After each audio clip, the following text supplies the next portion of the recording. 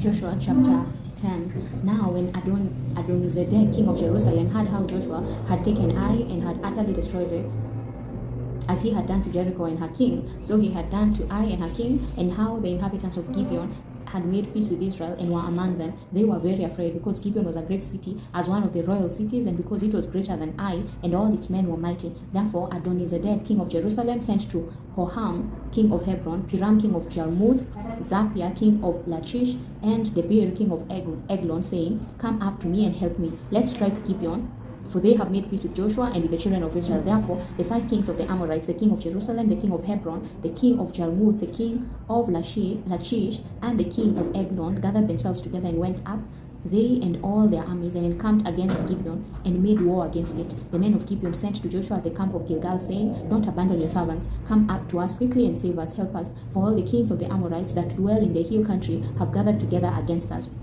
So Joshua went up from Gilgal, he and the whole army with him, including all the mighty men of valor. Yahweh said to Joshua, Don't fear them, for I have delivered them into your hands. Not a man of them will stand before you. Joshua therefore came to them suddenly. He marched from Gilgal all night. Yahweh confused them before Israel. He killed them with a great slaughter at Gibeon, and chased them by the way of the ascent of Beth Horon, and struck them to Azekah and to Makkedah, as they fled from before Israel, while they were at the descent of Beth Horon. Yahweh hurled down great stones from the sky on them to Azekah, and they died. There were more who died from the hailstones than those whom the children of Israel killed with the sword. Then Joshua spoke to Yahweh in the day when Yahweh delivered up the Amorites before the children of Israel. He said in the sight of Israel, Sun, stand still on Gibeon. You moon, stop in the valley of Aijalon. The sun stood still and the moon stayed until the nation had avenged themselves of their enemies. Isn't this written in the book of Jashar? The sun stayed in the middle of the sky and did hurry to go down about a whole day. There was no day like that before it and after it, that Yahweh listened to the voice of man, for Yahweh fought for Israel. Joshua returned and all Israel with him to the camp of Gilgal. These 5 kings fled and hid themselves in the cave of Makkedah. Joshua was told, saying, The 5 kings have been found hidden in the cave of Makkedah. Joshua said, Roll large stones to cover the cave's entrance, and set men by it to guard them. But don't stay there. Pursue your enemies and attack them from the rear. Don't allow them to enter into their cities, for Yahweh your God has delivered them into your hand.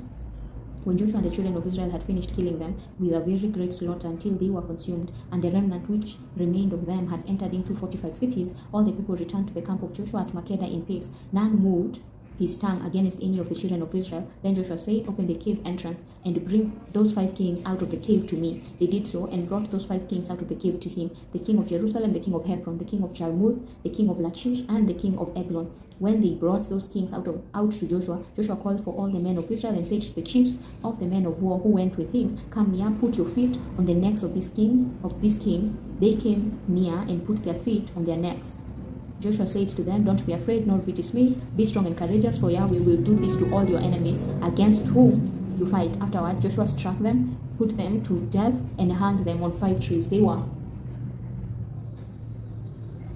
hanging on the trees until the evening. At the time of the going down of the sun, Joshua commanded, and they took them down off the trees and threw them into the cave in which they had hidden themselves, and laid great stones on the mouth of the cave, which remain to this very day. Joshua took Makkedah on that day and struck it with the edge of the sword with its king. He utterly destroyed it and all the souls who were in it. He left no one remaining. He did to the king of Makkedah as he had done to the king of Jericho. Joshua passed from Makkedah and all Israel with him to Libnah and fought against Libnah. Yahweh delivered it also with its king into the hand of Israel. He struck it with the edge of the sword and all the souls who were in it. He left no one remaining in it. He did to its king as he had done to the king of Jericho. Joshua passed from Libnah and all Israel with him to Lachish and encamped against it and fought against it. Yahweh delivered Lachish into the hand of Israel. He took it on the 2nd day and struck it with the edge of the sword with all the souls who were in it, according to all that he had done to Libnah. Then Horam, king of Gezer, came up to help Lachish, and Joshua struck him and his people until he had left him no one remaining. Joshua passed from Lachish and all Israel with him to Eglon, and they encamped against it and fought against it. They took it on that day and struck it with the edge of the sword. He utterly destroyed all the souls who were in it that day, according to all that he had done to Lachish. Joshua went up from Eglon and all Israel with him to Hebron, and they fought against it. They took it and struck it with the edge of the sword, with its king and all its cities and all the souls who were in it. He left no one remaining according to all that he had done to Eglon, but he utterly destroyed it and all the souls who were in it. Joshua returned and all Israel with him to Debir and fought against it. He took it with its king and all its cities. They struck them with the edge of the sword and utterly destroyed all the souls who were in it. He left no one remaining. As he had done to Hebron, so he did to Debir and to its king, as he had done also to Libnah and to its king. So Joshua struck all the land, the hill country, the south, the lowland, the slopes, and all their kings. He left no one remaining, but he utterly destroyed all that breathed, as Yahweh the God of Israel commanded. Joshua struck them from Kadesh Barnea even to Gaza and all the country of Goshen,